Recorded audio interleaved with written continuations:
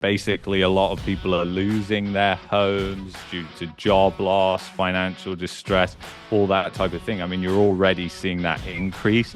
You don't think Canadians are drunk on Canadian real estate? You don't think that they're just dying for someone to tell them that real estate's a good investment again? Because let's face it, I mean, like every time we've had you on the show, the story, the background story is the same, right? But Yeah. like, there's just like, why isn't it crashing?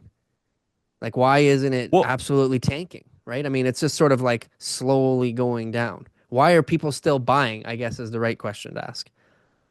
Well, for the past few years, it's like I said, it's been denial. A lot of people are in denial, and that's what you get into when you get a big pullback. The first thing is people start to think, well, it's over now and it's just going to continue onwards. But like, what are people looking at in the future and thinking, okay, like the economy is going to expand, so we're going to have good jobs growth? Like, if you are investing in real estate, then you'll look like, let's say we just take some random city in the States like Atlanta, and you look at that and you say, okay, what's going on with the economy? Like, how diversified is it? Is the unemployment rate going up and down?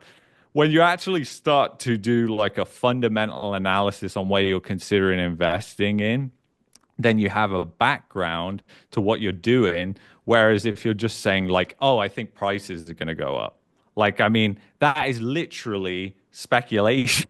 Like, there's no Mhm. other way. So if people start going in, I mean, sure, I guess it could expand again and the bubble could get even larger. But I think at this point, like we've been through so many different stages that correspond with the demise of a bubble, like the initial pullback, then the denial. And, we're still in that denial and we're like teetering on the edge of fear. And I think the thing is, it's going to be like when there really is mass layoffs, when there really is a global financial crisis, that is when you're going to see blood in the streets. And then people won't be worrying about real estate prices at that time. They'll be worrying about, am I going to have a job tomorrow? And that's where the opportunity is. So, like, now is the time to sort of prepare if you are in this situation for potential opportunities in the future because, could be 1 year, 2 years, 3 years. It's hard to tell, but definitely like we're getting closer and closer now. Hmm. So fear, that stage What does is that when feel like? everybody's basically, not willing to touch real estate and that the sellers start putting their houses on the market because they feel like, it's going to end soon, right?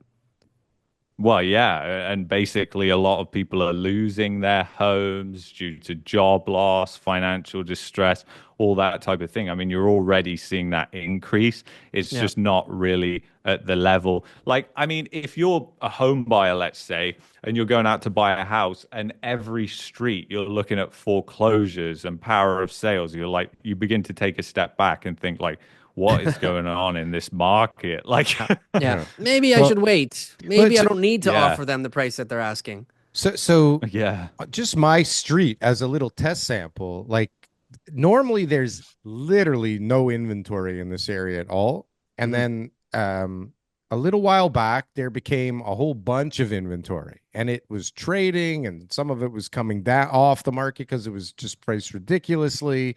And now, as I'm walking around, there's nothing again. Like there's not no houses for sale at all around here. Meanwhile, inventories have spiked like crazy. Like, what is Mhm. I don't get what the fear stage really looks like. Like, how does it look different than the last two shitty years where we have tens of thousands of pre-construction assignment deals out there that can't, move. We've got more and more cranes coming down that are not getting replaced every day. We have more and more deals that have to close that were sold at like the worst time in human history. Like what does this fear stage look like if we haven't already been in it? Right? Because I mean, you put up a video of a guy lost 685,000 or something like that. If you follow Shazi Goli, you see like the worst case scenarios that are out there possible. But I mean, Mhm. if you look around, how many people, TK, do you know that have been decimated?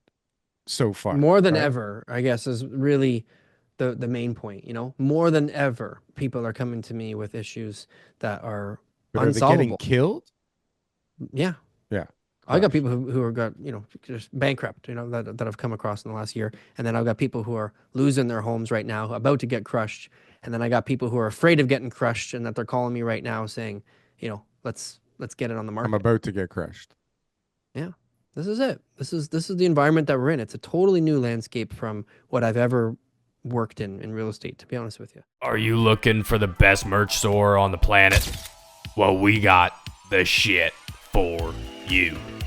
Coming in at low prices where we barely make any money off of whatsoever, you can get the greatest real estate merchandise on this platform. Just look at this very flamboyant man putting on this great stuff. He looks great, he's dancing great, and boy does he look sexy in that merchandise.